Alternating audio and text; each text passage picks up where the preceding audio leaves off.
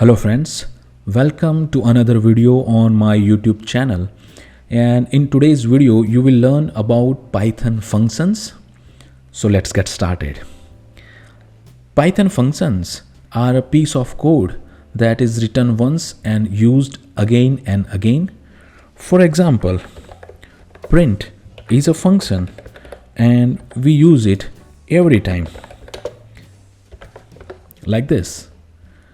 If you hover over print, you will see that it's a function. There is some documentation as well, and there are information about the things that you can pass into the function as well, and you can see this arrow function. So let's learn about everything. You can create a function with the keyword def, then your function name, let's say my first function, followed by parenthesis, followed by colon operator, and then your function body. In my case, I'm just going to use print. This is my first function. When I save it and when I run it, you'll see there is no effect because functions are piece of code and you need to explicitly invoke them. So I'll do that using function name followed by parenthesis. When I save it and when I run it, you will see the effect that this statement indeed executed, and we see the output here. Now let me comment this. Now you can have more things with functions. You can have input arguments and return as well. So let's say I create a function add with two input argument a and b, and then followed by parenthesis, and I'll return a plus b. I'll catch the value in answer and I'll invoke the function add, let's say 2 plus 5. And I can print answer as well. Let me save this. When I run it, you can see we got the answer 7. Now if I hover over this, you can see it is a function, and the definition, these are the parameter you need to pass, which is any, and it returns any. So in the latest Python version, you can provide the data types as well. So I'll do that. So it is int, and it will return.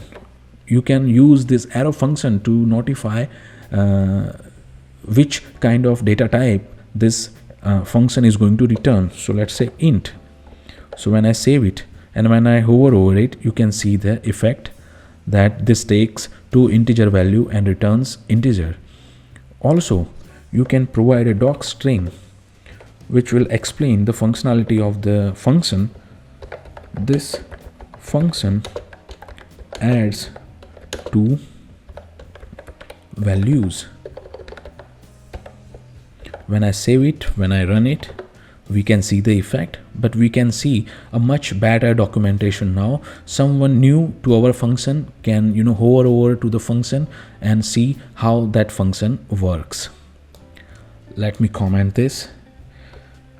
Now let's say if you want to add multiple number of values, then creating a function with multiple input arguments is not a solution. So what we can do is that there is asteroid args functionality in Python function that we can use, and we can have, let's first print the type of args, and then let's print the args itself. Okay, and let me call this args add so that it doesn't conflict with the previous function. So when I save it, you can see the args is a class tuple and this is the value. So I hope from this print you understand that these values 1 2 3 4 5 is being passed to this arg add function as a tuple by Python itself. We haven't provided it as a tuple, but Python understands that this function takes a tuple and it passes these values as a tuple. Now what you can do is that you can say total equals to 0 and for v in args. And by the way, you can, it's not mandatory to use args keyword. You can say values and then you can use values here, total plus equals v, and let's return total. Okay, let me directly print this. Let me save this. When I run it, we'll see the effect. So you can see that we can provide multiple arguments in this way as well. But let's say we want to make sure that this value belongs to some parameter, this value belongs to some other parameter.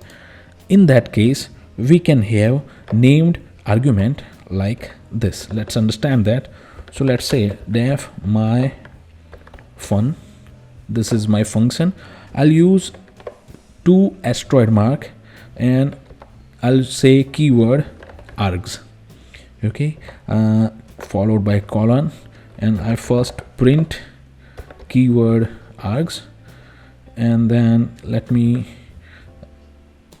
print the type of keyword arg as well.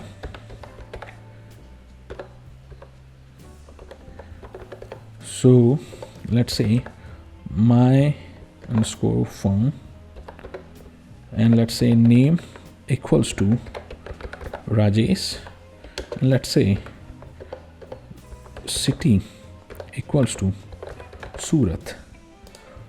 So now when I call this function, let me clear the screen first.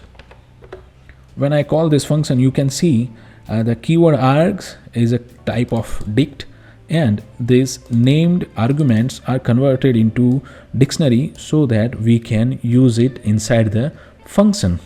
And again, it's not necessary to use keyword args keyword. Actually, you can say, let's say data, and you can have it your dictionary. And by the way, if you hover over this, you can see data is a kind of a dictionary, string and any. So if I run this, we can say the effect. Now let me just return some simple print statement that you are data, I'll use double quote, name, and you live in data double quote city, and let me print this directly.